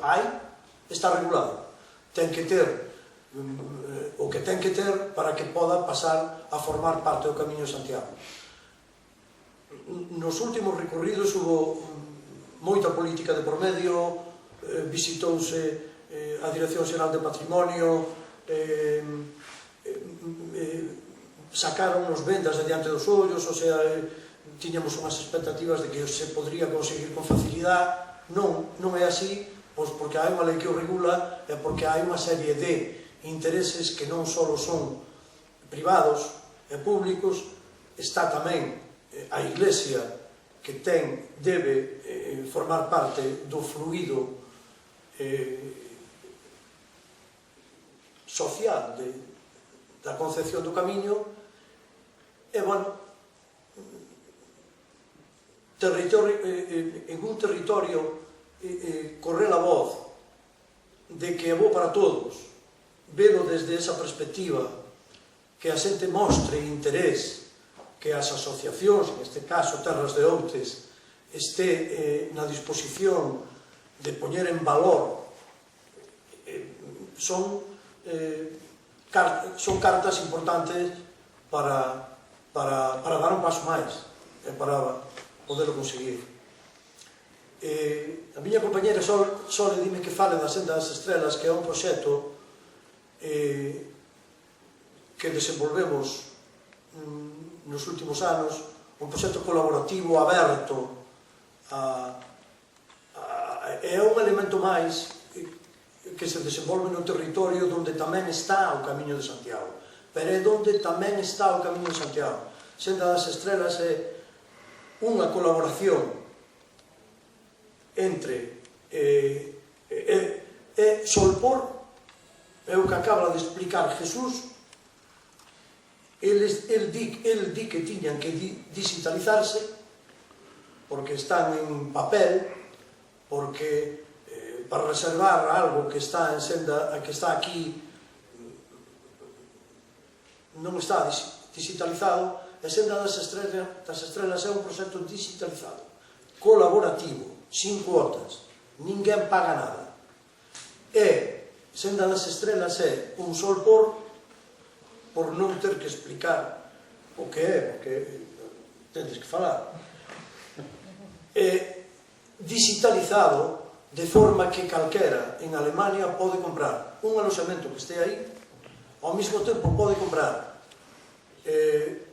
unha ruta a cabalo, que tamén está aí, ao mesmo tempo pode comprar unha visita guiada a Muros ou a Noia, que lle dá tal, pode comprar un grupo, pode comprar unha axencia, pode comprar un particular desde a súa casa, como se compra un paquete de folios en Amazon ou unha bolsa de pienso ou unha nevera. É a mesma cuestión, está digitalizado. É un proxecto aberto, colaborativo e sin coste, ninguén paga cuotas. Nada máis que as que genera a propia digitalización do evento, que son insignificantes. Senda das Estrelas é un proxecto que nace para combatir, basicamente para combatir as multinacionais. Jesús falou de Booking, de TripAdvisor, de todo eso, que tamén non é só que a xente vai a consultar que valoración teñen ese aloxamento, ese restaurante ou eso que vai a visitar, sino que tamén venden a comisión todas as multinacionais que dominan o turismo. Senda das Estrelas é localismo, é tratar de ofrecerlle ao viaxeiro o mismo que lle ofrece Booking ou TripAdvisor, pero sin porcentaxes, sin comisións. É un proxecto que pon o tecido local entre Santiago, Muxía, Santiago, Muxía, toda a costa, o que ven por baixo, Noia, Outes e o propio Santiago. De expoñelo para que o viaxeiro o poda comprar, pero sin que ninguén dos que está aí dentro teña que ceder unha comisión do 15, do 20, ou se é que non o vende, como decía Jesús, regalo o precio, 40% ou 60%. Eu vexo bookings co 60%. 60% de descuento. Imaginados unha habitación de 70 euros, dicirlle a Booking, véndeme que che dou o 60%. É preferible non ter ese huéspede, na maioría dos casos. pero o noso sector, basicamente, o dos alojamentos, está totalmente entregado ás multinacionais internacionais, daquela maneira, que teñen, bueno, pois, Booking ten millóns e millóns e millóns de camas e non é propietario de ninguna cama. É unha axencia digitalizada que vende camas en Noruega, en Tanzania, en Bilbao, en Gurdilde, e en Cabanamou. Está todo. Teno todo. Senda das Estrelas é un proxecto colaborativo disposto a expoñer os alojamentos que están en ese pequeno territorio, que é unha forma de loitar tamén contra Google, contra os grandes que teñen o planeta comido e son propietarios dele. A donde non poden chegar? A donde non pode chegar Booking? Booking non pode chegar ao local. Non pode chegar, non. Google é local. Local sumado, si sumo todos os locales, son un planeta. Si sumo todas as aldeas do mundo, son un mundo inteiro. Vale, non marcho, quero que marcho, que cerro ahora. Tiene dixestes que explicar o que é. Non sigo tal, que acabo. Ela dixome que explicara o que é Senda das Estrelas. Dentro de Senda das Estrelas está o territorio do camiño de Santiago a Fisterra, de Santiago a Mosía. Evidentemente está toda esta comarca que é un precamiño, pero Senda das Estrelas non ten máis que ver que o camiño de Santiago, que o camiño de Santiago está dentro do territorio, non outra cousa.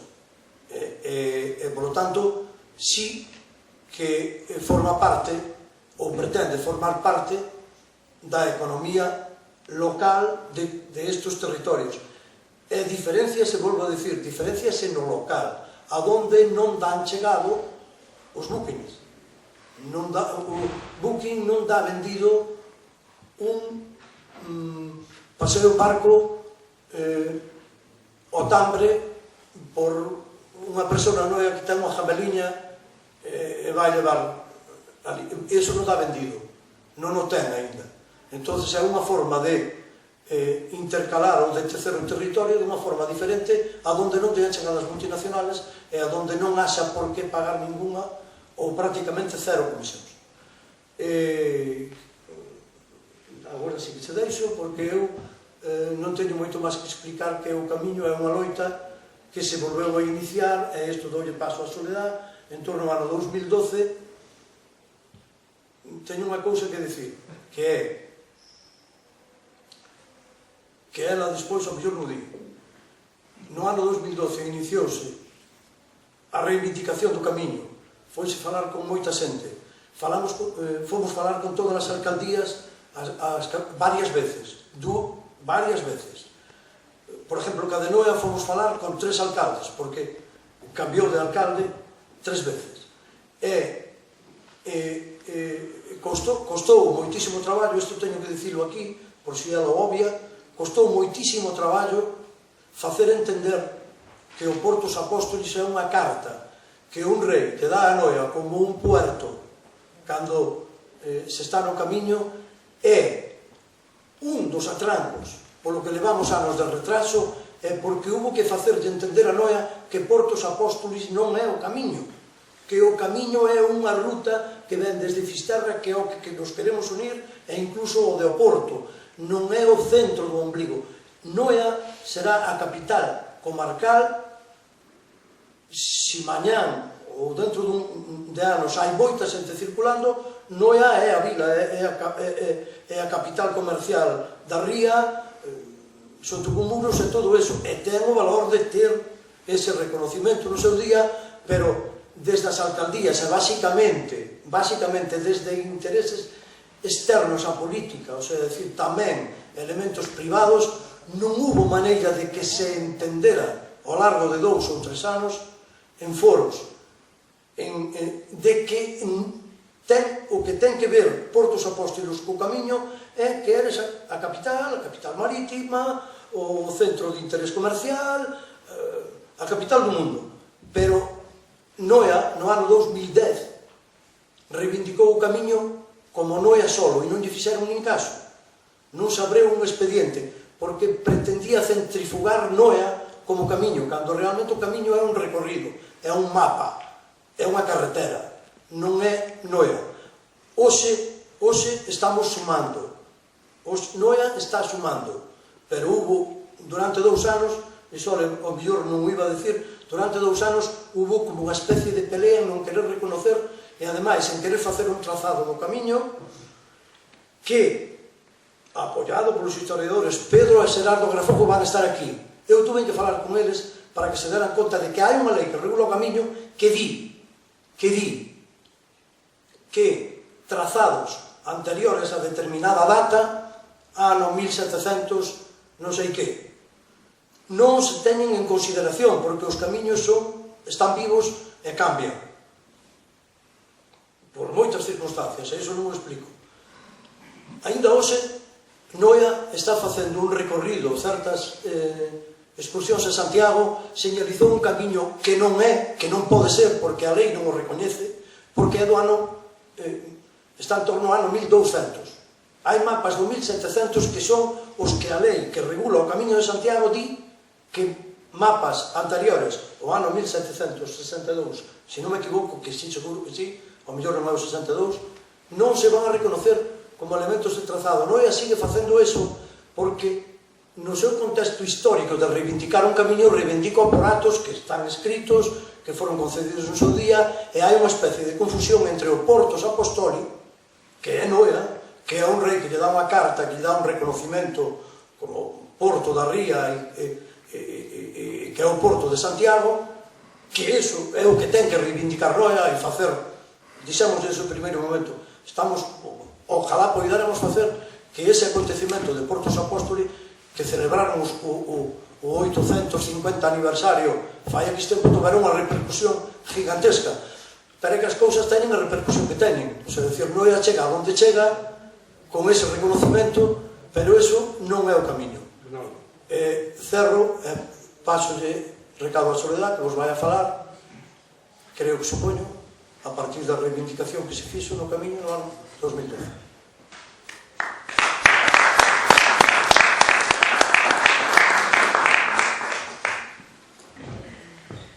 Bueno, eu estou aquí falando como representante, como ex-secretaria da Asociación Turística Comarcal Ría de Muros e Noia, porque no momento en que comenzamos o traballo este de promoción do camiño, era eu a secretaria, ainda que agora é Noelia, por eso hubo este cambio no programa. Eu quero agradecerlle moito a Terras de Outes que se estean facendo estas jornadas, porque creo que é fundamental que haxa un recoñecemento social, que haxa un coñecemento por parte da sociedade dos 5 concellos que conforman a ría da existencia deste proxecto de oficialización do camiño.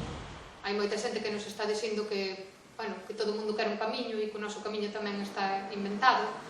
Agora discurristedes que temos un camiño e entón queríamos contar un pouco e creo que é bon que yo transmitamos a todo o mundo que nos rodea que este camiño ten unha historia, unha documentación que o avala, que xa está presentada na Xunta e que ten unha boa acollida. Só que os procesos na Xunta de oficialización do camiño por patrimonio son moi longos e están moi parados. Entón, Manuel remontase hai moito tempo, de onde surdeu isto foi dunha... Nós somos unha asociación turística de empresarios de hostelería, polo tanto, esta charla que era sobre a repercusión económica do camiño ben moi a caída, porque quen inicia moitas veces estes procesos de oficialización ou estas promocións dos camiños de Santiago son empresas, son o ámbito privado, non o ámbito público. Manuel remontábase ao tempo en que a Voz de Galicia diseñara ou xa falara dos camiños todos que podían oficializarse en Galiza e xa saía o noso, xa saía unha ruta por aquí, pero pois os nosos políticos naquele momento non o reivindicaron e quedou así como esquecido. Entón promocionaronse, oficializaronse camiños por moitas lados de Galicia, e o noso quedou aí parado, non? Nós no 2012 esta asociación turística xa estaba funcionando e arrancamos pois como con dous ámbitos. Por un lado, un tema que moita xente oístedes falar, que é o seu destino, e a veces confúndese o da Ría da Estrela co seu destino. Bueno, son conceptos turísticos que ahora igual aquí non ven a conto explicalos, pero de eso tamén surdeu un pouco a iniciativa de poñer en marcha outra vez o expediente de oficialización do camiño, que xa non ia naquel momento o intentara facer e parece que tamén quedara parado, e volvemos a falar con todos os concellos porque nos parecía que se non hai un impulso político era moi difícil desde un ámbito privado, ainda que fora asociativo, chegar a bo porto, non? Chegar a conseguilo. Bueno, leva moito tempo, fixeronse moitas reunións, a situación actual, non tan actual, porque isto empezou no 2012, levamos moito traballado neste tema, é que houve xa unha xuntanza de todos os concellos, non só os da Ría, os da nosa Ría que conforma o seu destino turístico Ría Muros Noia, é Muros, Outes, Noia, Lousame e Porto do Son. Entón, por eso se denomina Ría da Estrela, porque é como se quixéramos sacar un nome comercial a ver se conseguíamos promocionar mellor a Ría, e decideuse eso, porque facíase como unha estrela, é un nome como outro calquera, como hai a Costa Brava ou hai a Costa Blanca, é simplemente un nome, non? Pero hai máis concellos, porque a nosa idea, a nosa documentación histórica decíanos que os peregrinos chegaban á Ría de Muros Noia, naquel momento, pois o porto non era se cadra susto Noia, o Noia non estaba onde está agora, os barcos chegarían a donde podían facer calado, e dali camiñaban ata Compostela. Desde que todos os concellos se puseron de acordo, non só os da nosa Ría, sino tamén Brión, Ames, Rois e ata Santiago, fixemos unha xuntanza con todos e puseronse de acordo en que sí que tiñamos documentación da Bondo para levar ya a Xunta Patrimonio e intentar que les promocionaran e oficializaran o camiño. Aí, desde a Asociación Turística xa demos un paso máis alá e foi promocionar que se creara unha asociación de amigos do camiño da nosa Ría, porque nos organismos oficiales é interesante tamén que haxa unha asociación de amigos do camiño que loite ou que se mova, que promocione o camiño desde o territorio.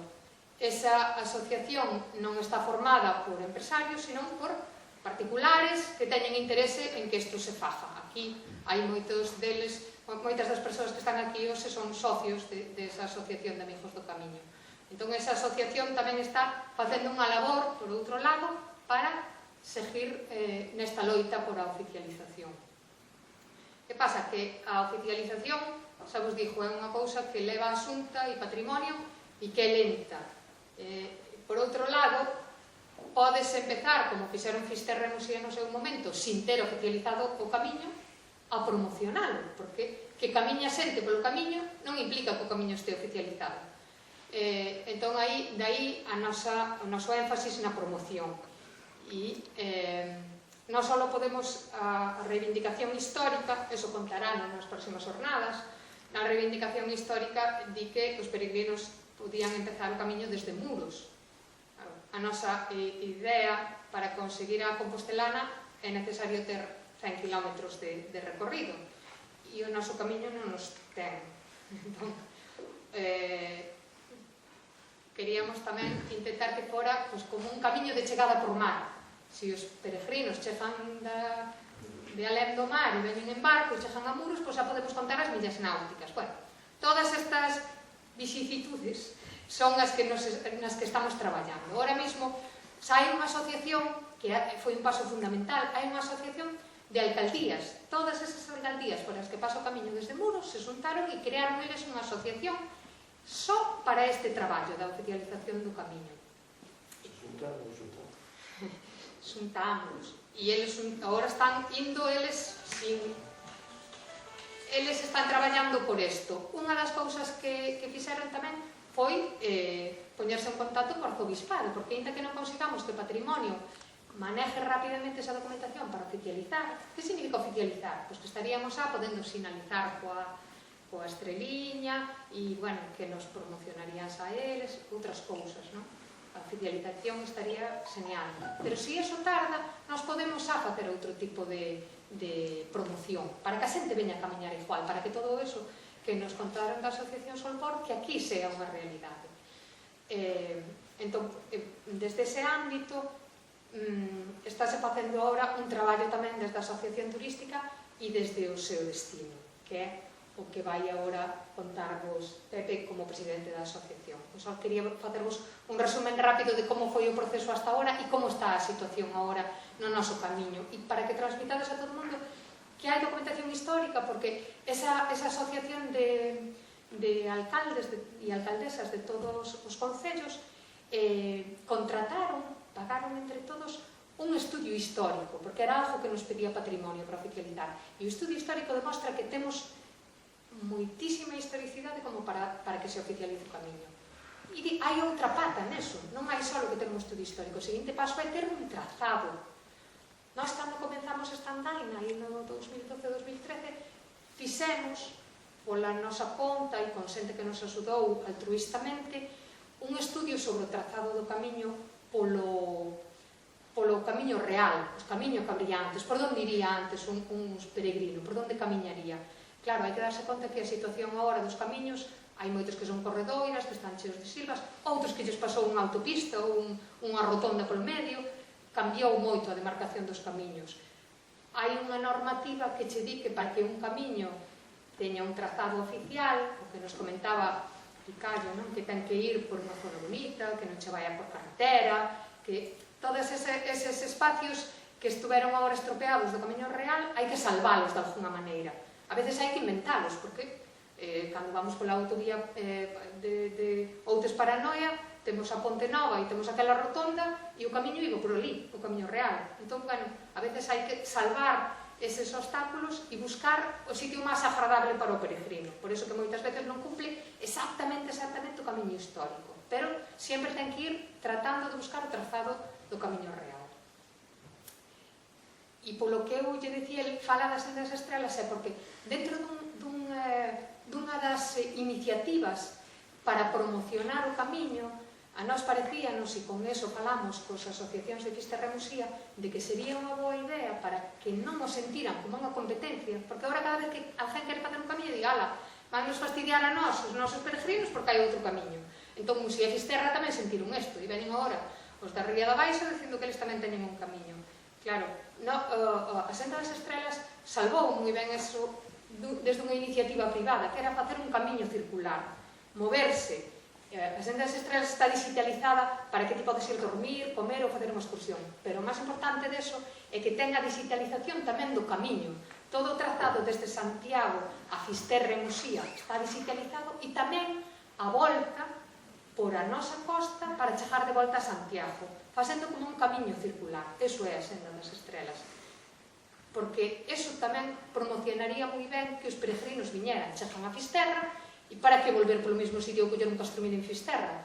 Pois damos a volta toda e vemos un camiño tan bonito como é o noso, que polo noso trazado vai moi pejadiño ao mar e ten unhas vistas moi bonitas, e os peregrinos eso xa lles gusta, sabe por si, non hai moito máis que promocionalo. Cando o fan, van quedar encantados, porque claro, ese traballo, fixeronse algunha saída xa coa Asociación de Amigos do Camiño polo trazado ese que se propuso, pero ese non é un trazado oficial. Moita xente nos pregunta, entón xa tendes trazado do camiño? Agora estáse facendo, tamén pagado coa asociación esta de alcaldes, un estudio dunha empresa que se dedica a iso para buscar en cal é o trazado. Non está ainda público, este lunes presentan aos alcaldes, co cal eu non sei se vai coincidir co trazado que nós propusemos naquele momento ou vai diferir moito dele, por o que nos dixeron non difiere moito, porque nós fixéramos un estudio máis ou menos bastante pormenorizado, pero algo ha de diferir. E despois ese estudio aínda hai que levar a Patrimonio e ali os seus técnicos han de decidir se é ese ou é outro, sabes? A ver, que non van a diferir moito, pero vos sabedes que nos trazados dos camiños, incluso nos oficiales, a veces hai modificacións. Entón, bueno, neste momento, esta é a situación actual. A Senda das Estrelas salva eso facendo unha ruta circular. Nós o noso camiño só lo oficializarán desde Muros, porque é desde onde nós o reivindicamos, porque é onde temos documentación. Entón hai que salvar de Fisterra a Muros. E de Fisterra a Muros, Senda das Estrelas, salvouno por unha ruta moi bonita, que vai sendo un pouco como a ruta dos faros. Sabes, vai buscando playas, buscando acantilados, e está todo en digital. Calquera peregrino non ten por que ter un mapa, senón que o seu móvil pode facelo todo sin problema e sabe onde quedarse a dormir ou onde usarse.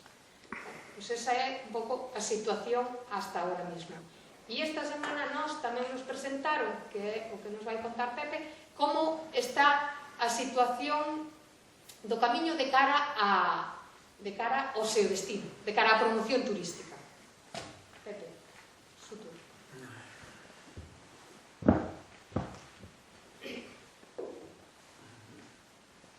Bueno, antes de nada, presentarme, soy, como dijo aquí mi colega, soy Pepe de la Muradana, como me conocen allá en Muros, o Pepe de la Funda. El micro, vale. Pues llevo 2 años en la presidencia de la Asociación Turístico Comarcal Ría de Muros e Noia. Antes de mí, aquí Lema. Y nada, toda la vida pues llevo trabajando pues en la hostelería, así como mis padres. Soy la 4ª generación. Y bueno, sí que allá, pues los que trabajamos en la hostelería, pueblos pequeñitos, nos conocemos todos, ¿no? Allá en Muros también, y seguro que alguno de aquí también me conoce. Como Noelia.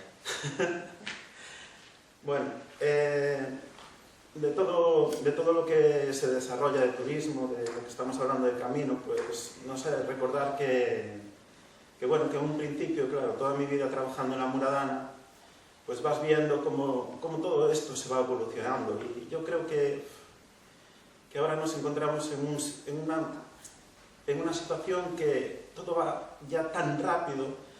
Me acuerdo de los turistas que llegaban antes al principio, que antes era un hostal, ¿no?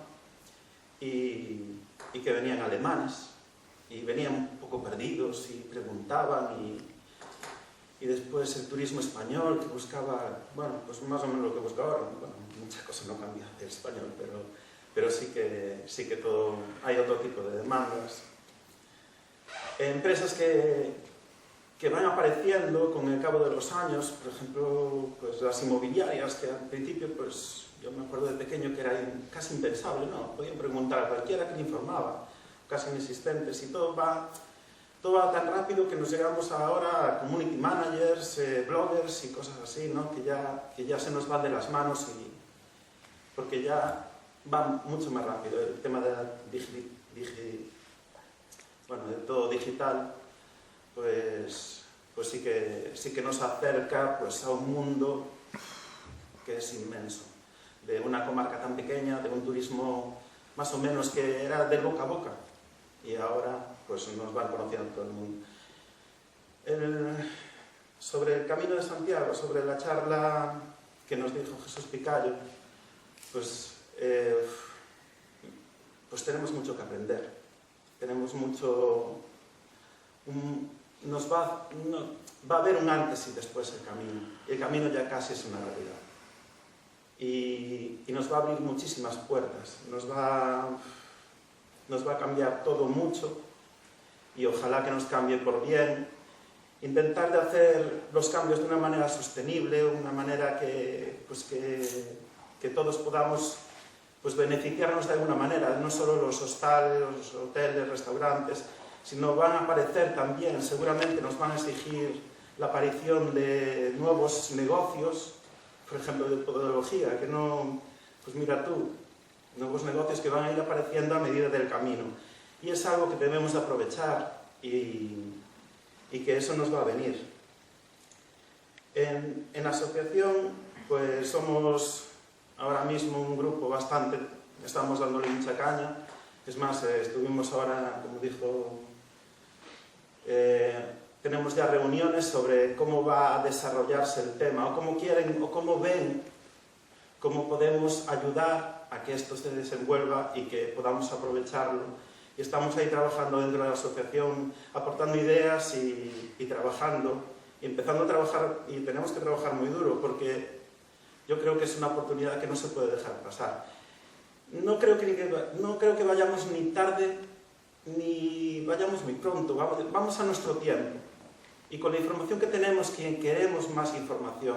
Y yo creo que con la de Solpor, seguramente pues tendremos alguna entrevista porque ellos ya tienen una experiencia y es algo que tenemos que ir mirando dónde tuvieron errores para nosotros poder mejorarlos e incluso ofrecer otro tipo de cosas.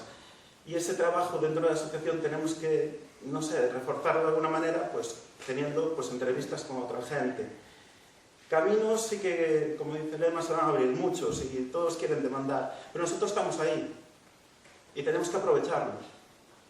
Y tenemos que coger eso que, claro, ahora mismo estamos muy excitados todos, porque es el camino, y vemos lo que está pasando pues ahora en Muxía, con este camino que pusieron a Mayores, con Finisterre, que vemos que es una explosión, que hay muchísima gente, pero bueno, ahí tenemos que aprovecharlo, y vemos que eso puede dar muy buen resultado para nuestros negocios. Crecer de una manera sostenible sin competencias desleales, lo que también decía Picayo, que pueden aparecer algún pirata, y ahí tenemos que frenar. Y de alguna manera, incluso los mismos peregrinos que puedan venir nos van a presionar para que nosotros nos profesionalicemos más, para que seamos mejores. Con esto de Booking o otras sendas esteras o gente que nos pueda criticar, nos van a decir cómo tenemos que ir incluso, o qué negocios pueden aparecer a mayores. Y eso tenemos que aprovecharlo.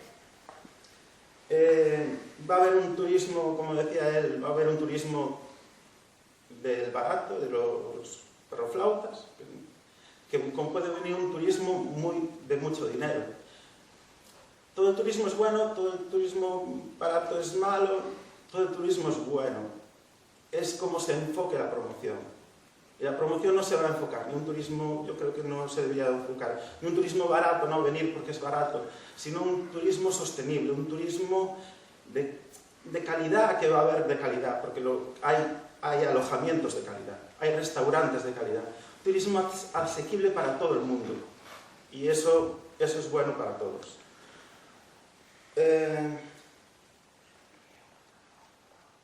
Y básicamente, pues, ¿qué más puedo decir sobre lo que nos puede venir? Es hacer las cosas con cabeza y aprovechar esta oportunidad que se nos da y salir adelante. Salir adelante, que vamos a salir, lógicamente. Muy presionados, pero con cabeza. Y ¿qué más puedo decir de lo que dijo Picasso? Va a ser bueno.